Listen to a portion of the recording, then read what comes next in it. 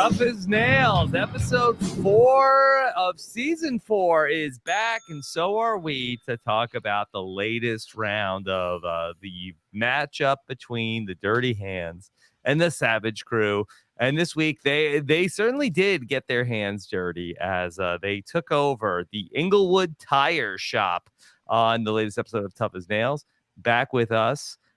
She's got the lugs off of this podcast, ready to go. It's Jessica Liese. Jess, how are you? I'm doing great, Rob. I'm ready to hear the vroom vroom. Okay, and of course, a man that he's ready to install the Nerf bars. Here it is. Give it up for Mike Bloom. Luckily, my son hasn't gotten to an age where we've gotten into Nerf products, but I'm just waiting. Yes, as Jess said, I believe I'm here to hear the bloom bloom, which I am the ultimate disruptor in a manner of speaking. So I guess I am the distributor of this V8 engine of a podcast. You are a disruptor for sure. Yeah, okay. I needed Edward Norton to come in and make a speech about disruptors when we got to that point. Yes. Imagine if, and with no offense to Phil, imagine if Benoit Blanc hosted Tough as Nails. Yeah. I mean, he doesn't like games, Benoit Blanc. That's the problem. It's true. I feel like he would just over-explain the entire challenge before anybody did it, and there would be no point. Now, yeah. I'll be honest with you. I thought I'd be playing Who Done It, but the ABC network is no longer producing that, and so I find myself a regular grease monkey up to my elbows in WD-40. All right. Well, we are here for Tough as Nails, a show where the knives are never out because that everybody is so much camaraderie here with our Tough as Nails team. Very sad to see Allie have to punch out of the individual challenge. She's one of my favorites from this season, but you know, as she told Phil, like, okay, I've got my own Ford truck at home. I don't need your stinking new Ford truck. Yeah, she has her grandfather's truck, which is a very old 2003 model. Ugh, my heart. Well, I mean, I guess the good news is she picked up a lot of tips this episode as to, okay, I know how to change out the brake pads. I know how to replace the shock. So should that need some repairs, now she has firsthand experience, or she could just flat up hire Quincy if she wanted to just come and service the truck if needed. Yeah. All right. We had the return of season 3's Quincy to be their America's favorite mechanic. I was happy to see him, but honestly, it's been over a year since we've watched Tough as Nails. It took me a minute. Like, I don't think, gun to my head, someone said who's America's favorite mechanic, I wouldn't have been able to answer as quickly. Yeah, I think the question was, who is the most famous mechanic from Tough as Nails? And I was... because I would say otherwise, what? The first one that comes to mind for me, and maybe this is, again, making my heart convulse a bit, is Andy Kaufman's character from Taxi would be my bet for the most famous mechanic. Let's bring in Andy Kaufman! Just imagine Andy Kaufman trying to do shtick with Phil Keoghan on the sidelines. I mean, that might be worth the price of admission alone. I mean, imagine this is how Andy Kaufman chooses to come back. Yeah. Well, I think it's widely speculated just that he had faked his own death, right? Yeah, it is. So widely speculated. Imagine Tough as Nails. Wow, what a stunt that would be. But okay. I thought this was a fun episode. I mean, I thought that, I like these theme episodes and everything in the garage is not something that I really have a lot of knowledge about, but I thought that the show explained everything that they were doing well. I thought that we had thrills, spills. It was a fun episode, I thought. Thrills, spills, and fills. And Phil, yeah. Yeah, I really enjoyed it as well. I think it had less highs and lows maybe than the plant nursery last time, but I think maybe that added an epic element because of the rain, even though, like you said, things were certainly lubricated up with the oil that was flowing everywhere. And suffice it to say, I mean, when it comes to cars, this is certainly one of the topics I'm least knowledgeable about. I think the closest I got to an engine in my lifetime was when I handled Grease Lightning 10 years ago in a summer stock production of Grease. So I was happy to get to the point I made earlier, like a good amount of lessons as to how to do all these things, how I mean, I didn't no idea how a V8 engine works. It's supposed to spark in a super, very intense order in order for the engine to start. I feel like this was one of the weeks where I learned the most about a singular subject on Tough as Nails than I have in a long time. Yeah. I still do not know what a Nerf bar is, though.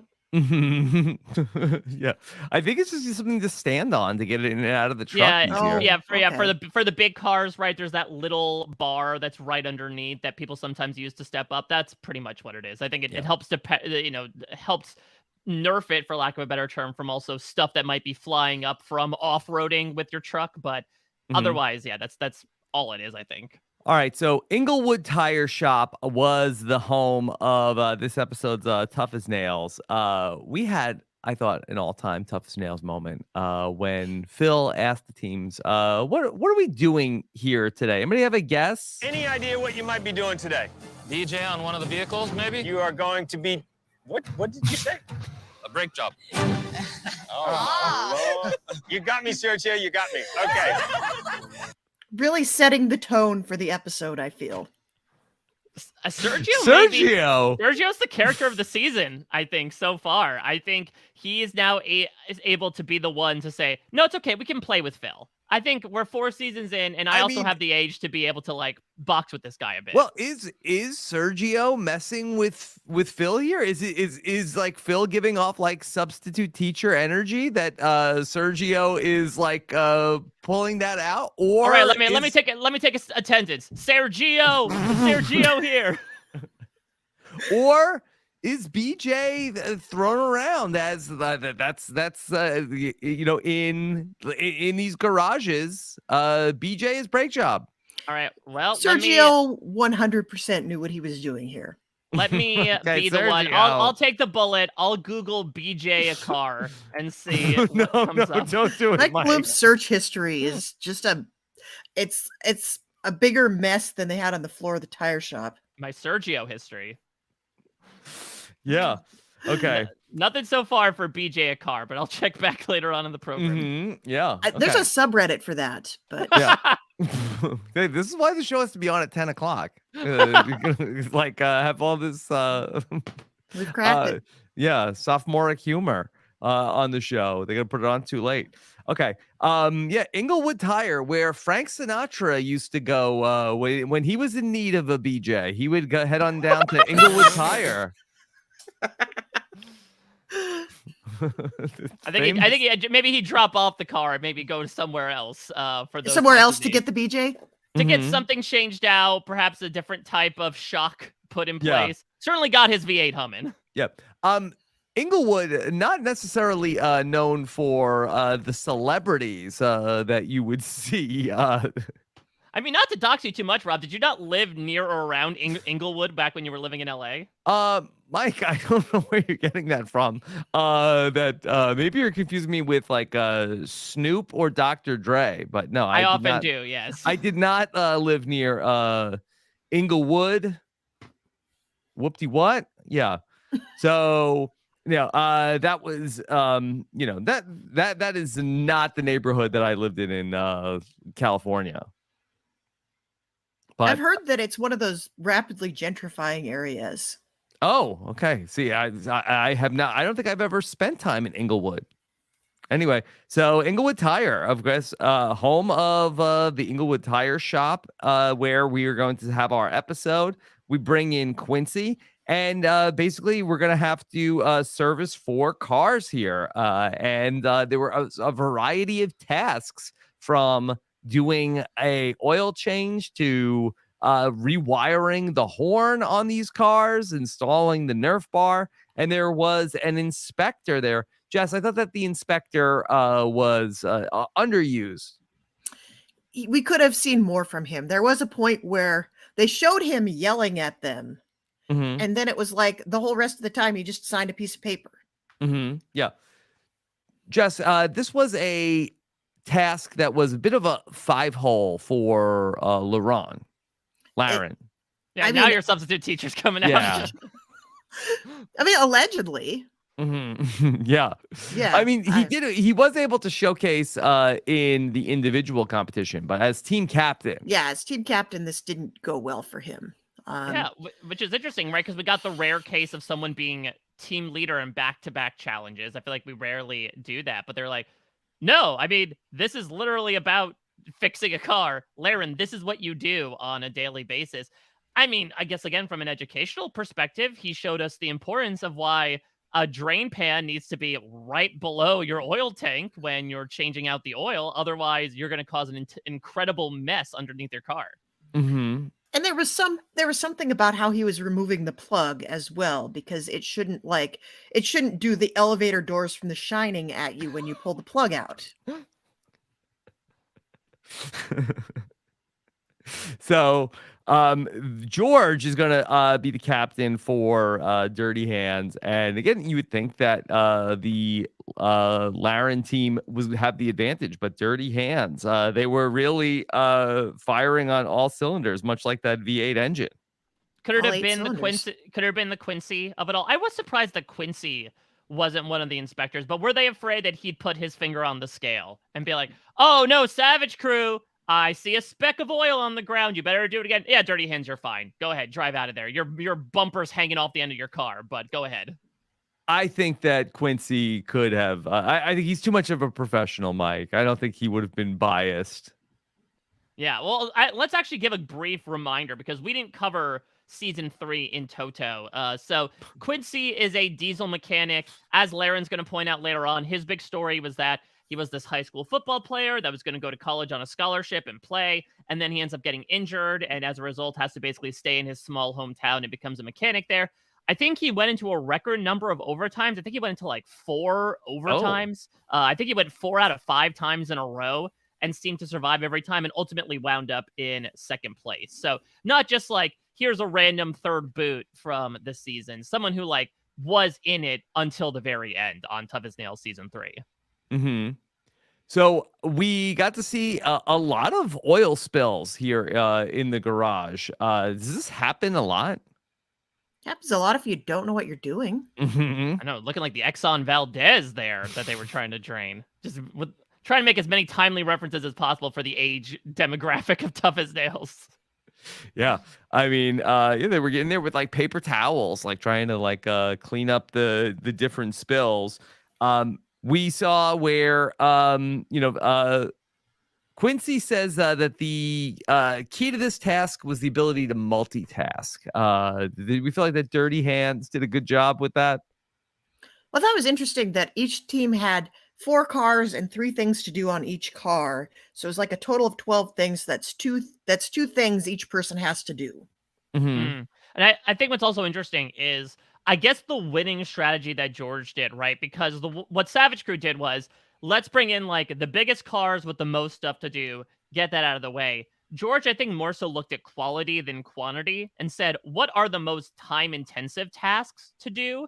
Let's get those out of the way first. And that ends up being the winning strategy because both teams pretty much finished their first 2 cars at the same time. But I think there's a reason why Dirty Hands just flies through the second 2 cars. And it's not to say that Savage Crew like made any giant mistakes as they did with the first 2 cars. It was just that Dirty Hands had gotten the difficult ones out of the way early, and then were just able to fly through once they got the easier cars. It was almost a matter of being able to tell which things were the harder tasks. Mm-hmm. Did you feel like that there was an MVP for Dirty Hands that really put them over the edge? I think it's gotta be, I mean, I think it just has to be George. It's interesting because I think he and Laren both have this, like, it seems like very calm composure to Laren's detriment a couple episodes ago, right? When like he kept being talked over and has this quieter voice. It seems like they both have that ability to just be confident and command. And I think it does go back to the source here with George, to the fact that, you know, nothing against Cynthia, but I do think she may be the weaker link of every task, considering that she is less experienced about a lot of things, considering her history and the fact that she's an apprentice carpenter, as an example, just getting into a career. So I always look to like, okay, is she being managed effectively? Is she being given something to do that can help benefit the overall team? I saw it here, and so I do think it reflects back on George. I mean, it certainly helps that I think we'll find out later that Sergio is someone who has mechanical experience. It seemed, at least in this moment, that Ali had personal experience as well.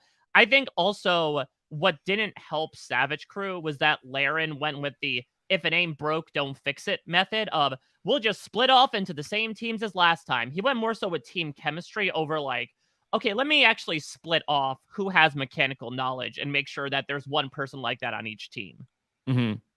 He might have been relying too much on the fact that they documented every task exhaustively. He's like, well, everybody can just read the manual and figure out what they're going to do. Mm-hmm. So we did see a lot of going back to those manuals. I thought that Sergio and the Dirty Hands really caught a break of not a break job. This was not a task that required a lot of heavy lifting, and so for Sergio, who is having issues with his back, this was not a back intensive challenge. Yeah, he could do the tasks where he didn't have to be crouched down. Mm-hmm. Yeah, Jess and I talked about this last week, Rob, but I want to get your thoughts. Is this, much like Emily and Molly from Amazing Race, is this Chekhov's back injury? Because for all intents and purposes, I would say after this episode, like, put Sergio, in my opinion, in the inner circle of someone who can win. My issue is what we know about that final challenge, how it's essentially like one big gulag of just physical task after physical task down this big stretch. Is that something that could really bring him down, given the fact that his back is still not completely 100%? Yeah, I mean, I think so. It's just, the back, once it goes and like I know people like with back pain, and it's just such a like big part of their overall, like you have good days and bad days, and if you have one of these bad days over the course of the competition, I mean, what are the chances that this isn't going to be a factor? Where, on The Amazing Race with Emily and Molly, you could trade off sometimes and, okay, you do this task, but, some of these individual challenges are grueling. So I'm worried for Sergio. I hope that everything is going to work out for him, but I think that's definitely something to keep an eye on here as we go through the competition. And also, like, Sergio doesn't want to let the team down also. So it's one thing, okay, if I go out of the individual competition, but then, if he is somebody that feels like that he's holding back Dirty Hands, I think that that's also going to be something to watch. One of the interesting things about how the show is structured. I think Beth also was somebody who did a really good job here. Beth was responsible for having to do the aforementioned break jobs for Dirty Hands. Did a great job with that. Yeah, Sergio's like, don't worry, I know my way around BJ's. I'll take care of it for you. And Beth she has such a great attitude. Like, she's really positive, but she's not in like an aggressive positive way. Like, she's just very excited to be there and she's having fun, but she's not, Pinkie Pie from My Little Pony. Or, I mean, speaking of Pinkie Pie, I loved it, but Renee screaming that she got the horn was like the most Renee moment I think we've seen so far through 4 episodes of Tough as Nails. I finally figured out who Renee reminds me of. Who? She is like, and I know like we have canceled the creator of this universe, but she's like if Luna Lovegood grew up. Oh, I like that. Sort of like the quirky woman, but if you actually listen to her, you find that she has a wisdom to her that should be listened to. Okay. Dirty Hands, they were, doing their thing, but Savage Crew was having some issues. And they were having some issues with oil leaking out. We saw Phil had like a new great wingman in Quincy because that he had a burn for Savage Crew that killed Quincy. Dirty Hands, a well-oiled machine. Savage Crew, just well-oiled. Quincy knew where he was going halfway through. He was Quincy gave him the fist bump afterwards of like, oh, that's a good one. That's a great one. That's really a key part, I think, of being the person they bring back. You got to be like really put Phil's jokes over. I mean, that's probably why they brought him back in the first place. It's like, can you support Phil in this role? Oh, I like this. The chemistry test between the contestant and Phil. Yeah, I mean, Phil is the one who ultimately chooses who he brings back. So I'm sure he's thinking about like, who do I want in the peanut gallery next to me while they're doing this challenge? Mm-hmm. I don't know. It just reminded me a lot of Jeff Probst in response to Jesse this season on Survivor 43. Of like, oh, 9. Oh, that's hilarious. Oh, I love it. Fist bump over there. That's just, but now it's the opposite, right? Where the contestant is doing that to the host, which makes more sense from a dynamic perspective. Yeah, and also I feel like Phil is actually trying to be funny, where Jeff Probst is usually just roasting the contestants. In sometimes an aggressively unfunny way. So Dirty Hands, they're going to come out with the win. It's all tied up in this battle between the Dirty Hands and the Savage Crew. I have to say, they changed something. This is a very subtle change they've made this season that I absolutely love, which is they have changed the way they refer to the team competition. Because they used to just say, the team competition, the winner, the ultimate winner of the team competition is going to get $60,000 and they will have the title of the team winners. And now they're saying the first team to 5 wins gets a bonus. But they're not implying that means the competition is over and they're the ultimate winners, which I think they painted themselves into a corner with this idea of a team competition, because what happens if one team sweeps everybody for 5 weeks, you're halfway through the competition, they've already won the title. What is the point to keep going? So to pivot to this, calling this a bonus and saying like the teams are still going to compete every week, I think is truer to the spirit of what Tough as Nails is. Yeah, and it's because we actually got that circumstance last season, right? For the first time, we didn't go into, okay, it's all tied up 4-4. This wasn't the Chargers Jaguars game. Last season was more of the Dallas Tampa Bay game, in a manner of speaking. And so sometimes Mike Bloom is like Mr. NFL football. He's got so many references. I feel like Mike discovered sports very recently, and he's very keen to let us know. I just have a sports almanac underneath my lap of like, yes, the 4th down conversion. But I agree like that ChatGPT has been updated. All right, now this is when I pull down my face and just reveal all the zeros and ones behind it. That's my V8 engine.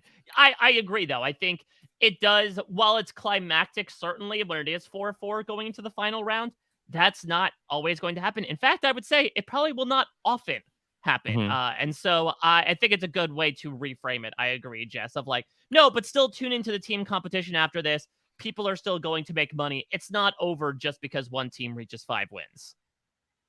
Let's talk about our individual portion of this week's episode. Okay, so the teams headed back to the garage in the damn van, and we saw where Laren was looking for redemption. He would get it. And Dirty Hands is feeling like, okay, we're going to need to ride this momentum. They pull in, for some reason, Beth felt like they needed like an entrance song for this task today. And she gets it. This is when we need an entrance song. Right? Yes. How dare you? Whoa. Good morning, everyone. Yes, the Spec Mix music is back. She set them up and they knocked it down. You are not on the level, Tough as Nails season 4 contestants, with those professional cement mixers. Please, I adore you. That's their music. You don't use their music. I think this music, I disagree, Mike. This music should be used as often as possible. Yeah. I thought it was more entrance music for Phil. I think, well, they used it initially to bring in the Spec Mix team. Yes. But I thought that it was like Phil is the one who entered. See, this is where we need Phil. I need to know the origins of the Spec Mix song. Well, wasn't Phil already there when they came? It was their own entrance music? Okay. So, all right, we're happy to hear the Spec Mix cue back. We got a little bit more of the music, and so sets up, all right, this big challenge here. I mean, this was kind of intense, like build a V8 engine. I love this. This was like, we've seen, every so often on Amazing Race, they have a challenge that's like, the Ducati challenge, put together this engine. And this was like that on steroids. It was much tougher, but also, if you look at it another way, it's a puzzle. It's you have all the instructions there. It says what the pieces are and how they go. It's just a matter of putting them together. I thought this is one challenge I think it would be fun to do. Yeah, get those horses running. Well, what's interesting, though, is that I agree. It was essentially a puzzle, putting things together in the right order. But then there's also this additional capitulation of, okay, there are people who have done this puzzle ahead of time, in a manner of speaking, right? Like I don't know how many people have worked on V8 engines, but like certainly Lara knows the parts of an engine. Sergio knew the parts of an engine. Mr. seemed to as well. And so again, there's that involvement of having these inherent advantages, while also not exactly creating a disadvantage for people. Because to your point, Jess, there was a manual for them to go through. Though I guess that's the thing that does Allie in, right? I do find with these particular individual challenges this season, I'm having a tougher time distinguishing, like, why did this person lose and go into overtime? I think in this case, it seemed like with Allie in particular, she was going too slow through the book, right? She's like, let me take it by the letter to the law. And you see someone like Mr. saying, no, let me just go in my own order depending on how I want to do things. It doesn't necessarily matter that I have to follow the letter of the law. Yeah. Mr. Decided that he was going to work on a different part of the engine first. That was different than what was the book. He thought that he would should work on whatever was going to be the hardest part of the engine. And this was interesting because I don't know enough about engines to be able to tell, but it looked like he was right on one level and then wrong on another level. So it was like maybe the shortcut he took really was a shortcut, but then ultimately his engine didn't start. Phil says the distributor will be the disruptor. Is that a commonly used phrase in the garage, or is that a Phil original, do you think? I think he noticed that both words started with dis. Okay. Because that was going to be the hardest part, because ultimately that was going to determine if these engines were going to be firing or not. One thing that I was a little unclear about in terms of the rules, if one person was having their engine checked, did everybody have to put their tools down and stop?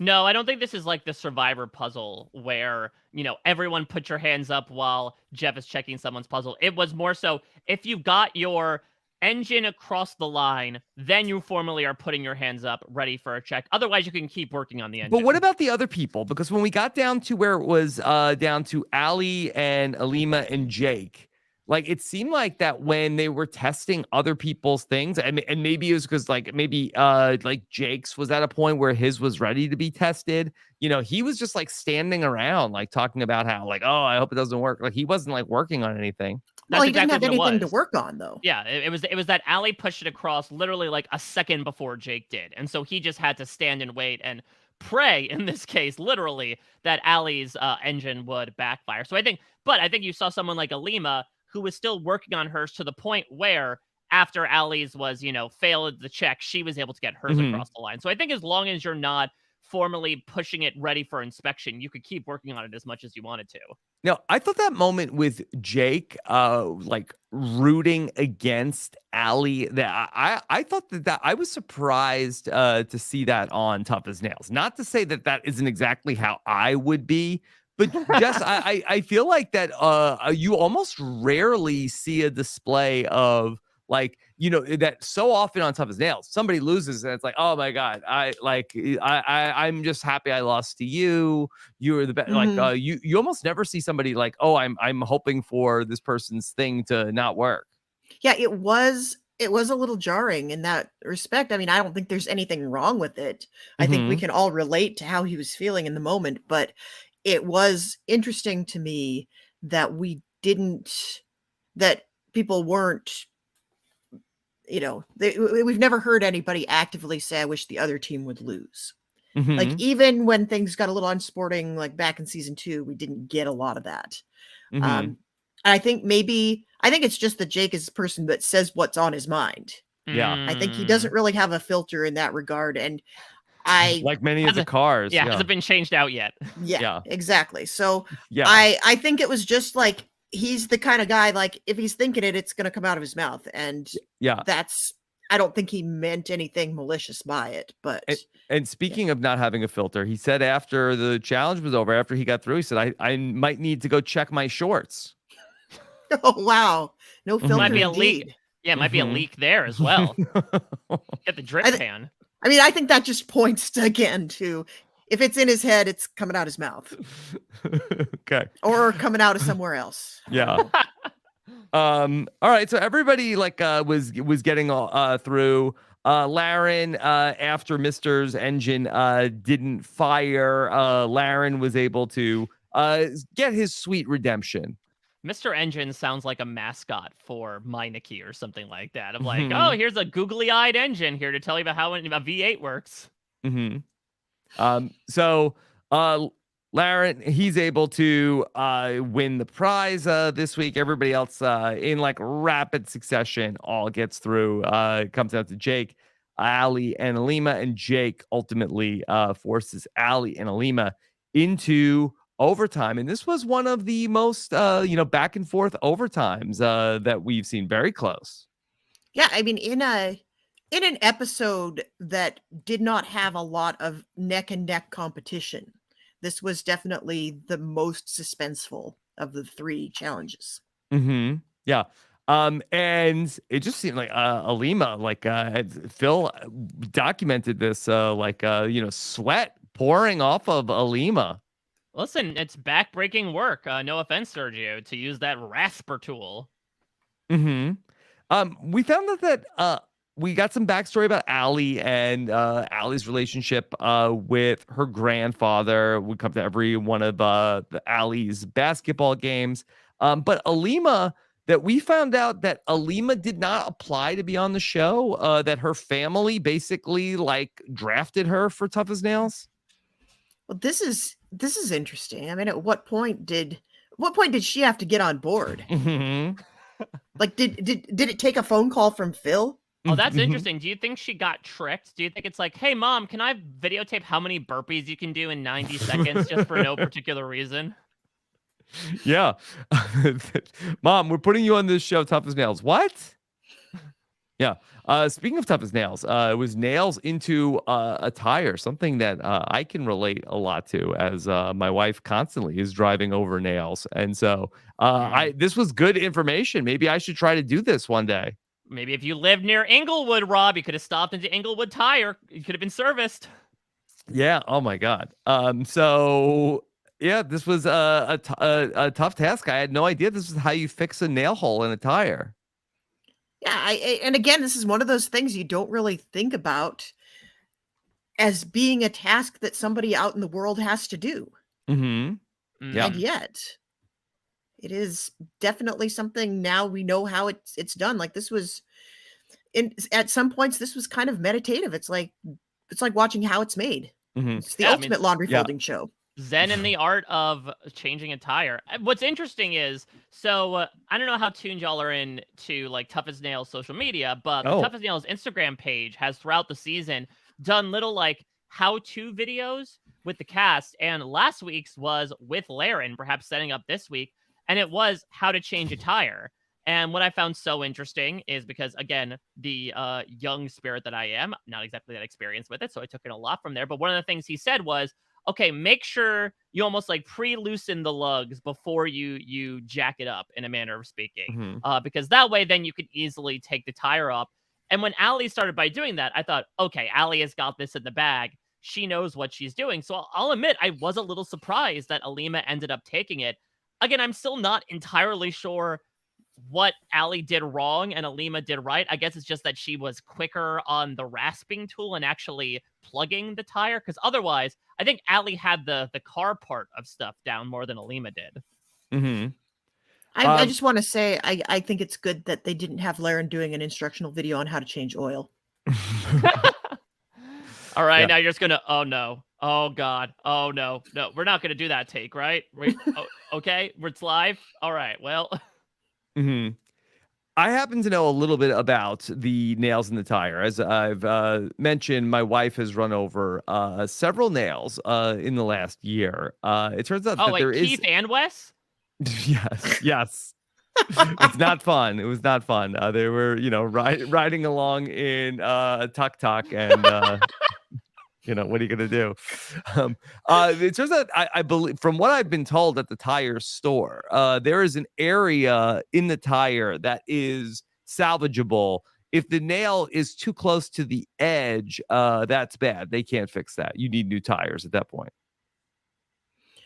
It must have been fun to set this task up. To put the nails into the tire? Like, this is so cathartic. You get to go and like hammer a nail into Just a tire. have my wife drive around for 10 minutes. She's going to find them. She could have been the task judge. Yes. So that's the OT. Ultimately, great job by Alima to beat out Allie there, as Allie has punched out of the individual part of the competition. Looks like next week we're gonna have a return to Squid Games, and that you don't think that we're gonna get any slime, do you? Oh, the slime eels were the best. We're never going to top the slime eels, but No. they didn't show any actual squid in the preview for next week, which concerns me. It's like they just cleaned all the squid out of the squid boat. It's like, yeah, you can work here, but don't expect to see any squid. Yeah. Now I'm just imagining like a Tough as Nails-esque Squid Game where it's like, okay, you have to build the framework for the glass bridge.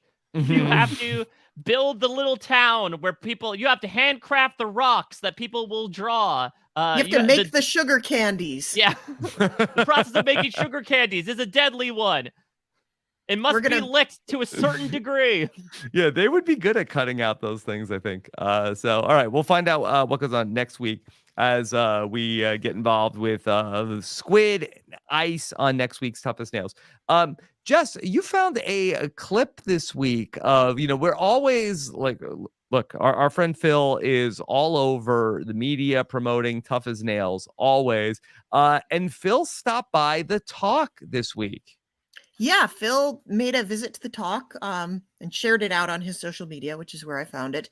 And I brought it to Rob's attention because friend of the podcast, Jerry O'Connell, makes an appearance. Yeah, okay. Well, look, Jerry O'Connell and his lovely wife, Rebecca, were the hosts of The Real Love Boat on CBS and then Paramount Plus. And so this is going to be a fun meeting of some of the hosts of CBS reality shows. Okay. And I do believe, actually, when you interviewed Jerry O'Connell, Rob, was he not sitting on the hood of his car? Yes, he was. So let's check in and let's check out Phil's visit to the talk this week. Phil, you are going to put our team talk to our own automotive test in the Tough as Nails Toolbox Challenge. Okay.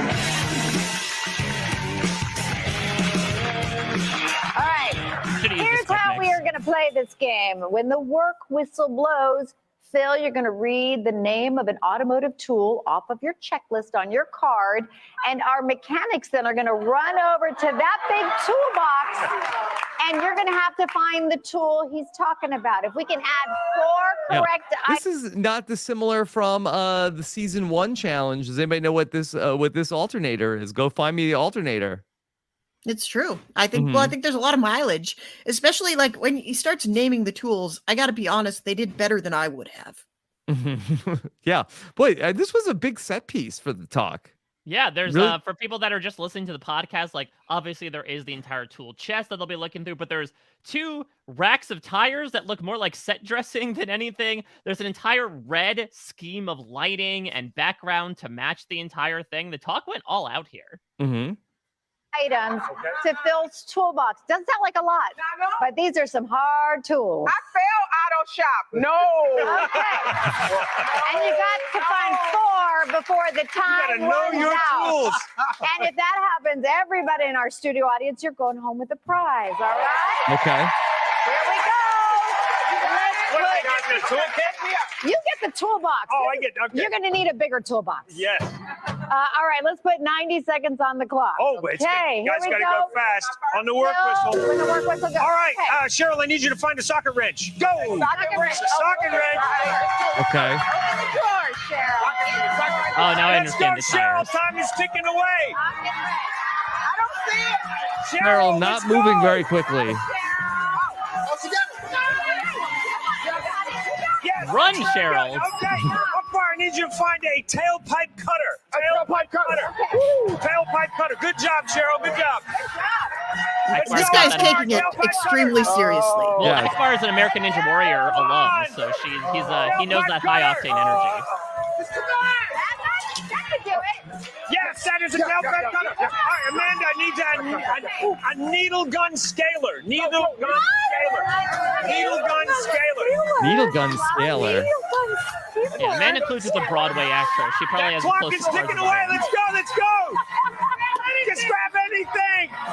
A needle gun. Just grab anything.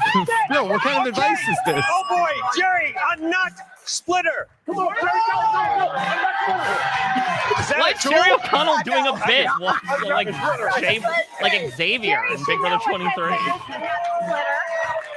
That is not a nut, but this is a nut splitter. Oh, that's painful. All right, Cheryl, a flexible funnel. Okay, flexible funnel, Cheryl. Wow. Okay. Well, you know what? Time ran out, but doesn't matter because you got 4 and Team Talk finished the job. Okay. So we won. Wait, They got the job done. Wait, but it doesn't. You got 4, but the point was to get 4. Why did they keep going? Why did they keep going? I don't know. The Talk. Boy, okay, so the crew of The Talk there, ready to be on the Tough as Nails. I don't know. Jerry O'Connell's a freaking clown. I don't know if he'd be like, all right, ready, set, go. Yeah, Mike, he's constantly, he's a regular Mike Bloom on these shows. That he is like that. Rebecca is the straight person. They gotta like rein him in. I mean, in terms of CBS TV hosts that got very invested in RHAP, Yeah. I feel like Phil and Jerry are your dream team. Sure. So yeah, I don't know why Phil was telling some of the people just grab anything. I guess maybe because the time was running. To the entire concept of the challenge. I didn't fact check this. I don't know if those were the right tools, but it seemed pretty suspicious Yeah, that they Mike, all got them Google on the first nut try. splitter also. Yeah, already got it. Mhm. I mean, it looks like it. I didn't zoom in, but it does have that sort of, oh, that does look painful. Yeah, it's like a little bit of a socket with a pointed spike in the middle of it. It's like a medieval torture device. Yeah. And I don't know, like, I guess they say that the phones listen to you because I got a notification from BJ's on my phone that during this podcast.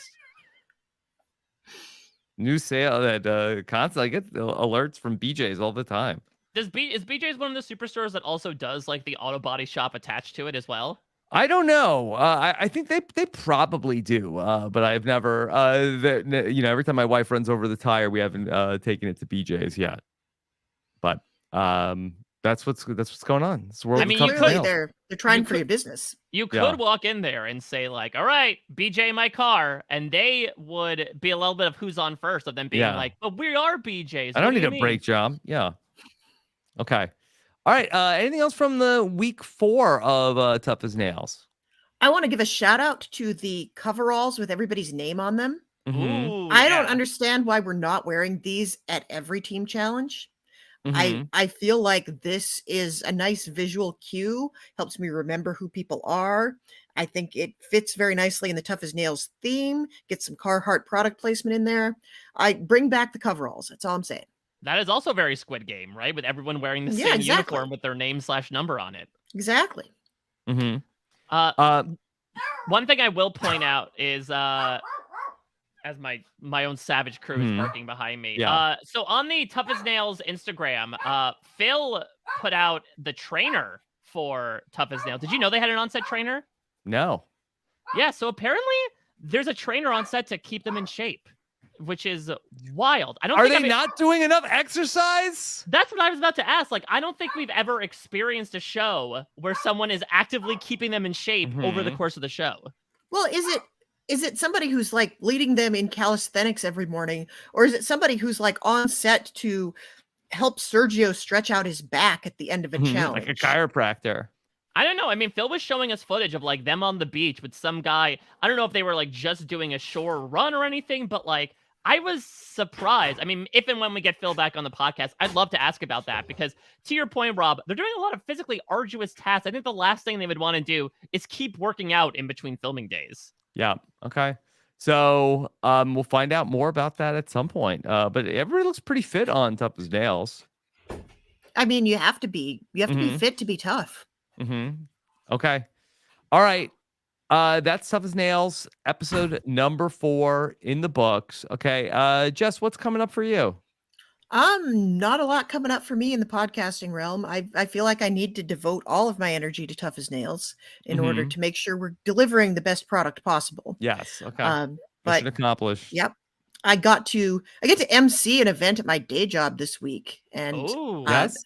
Word got out, like there's about 2 people at work that know I do a podcast, and so word got out that I am funny. So Okay. it was an experience.